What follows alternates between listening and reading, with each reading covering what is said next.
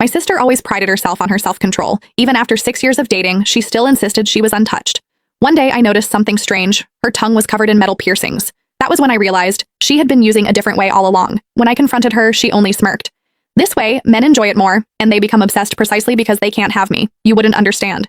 However, looking at the damage already spreading through her mouth, I could not stay silent. I told her the risks, disease, even cancer, and that men obsessed with that kind of purity weren't good people to begin with. She did not listen. That very night, she gave herself to a powerful heir. Later, when the woman he truly loved returned, he discarded her without hesitation. She laughed it off, calling him a scumbag. However, on my birthday, she hid a knife inside a cake and slammed it into my face. As the blade pierced through me, she burst into laughter. If you hadn't pushed me to give it away, why would he stop valuing me? Why would he leave me? This is all your fault. You deserve to die. When I opened my eyes again, I was back to the day I first saw the piercings on her tongue. Penny, what century are you living in? Why are you still so old-fashioned? I jolted awake. My older sister Nina Sterling was leaning over me with her tongue sticking out, wagging it back and forth in front of my face. The whole length of it was studded.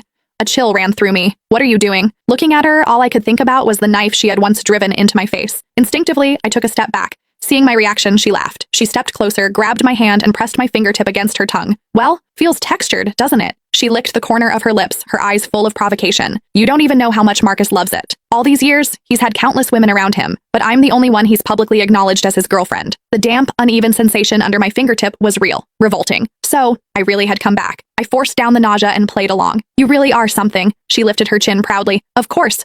Otherwise, why would the Mercer family specifically ask for me in the marriage arrangement? I nodded. The Mercer family is well known in high society. Once you marry into them, don't forget about me. She let out a short laugh and tapped my shoulder. It's not like I didn't try to refuse the match, but what can I do? Marcus Mercer just can't get enough of me. You can be the real Sterling daughter all you want. What's yours still ended up in my hands. I smiled. The reason she was so confident was simple. A year ago, I had been found and brought back to the Sterling family their real daughter. As for her, she was only the foster child my family had taken in after I went missing. A year ago, when the Mercers came to propose the marriage, the one they originally wanted was me. Mr. Mercer admitted I was not as polished as Nina, but at least I carried the Sterling family's blood. I looked at Marcus. He was handsome. He did not object.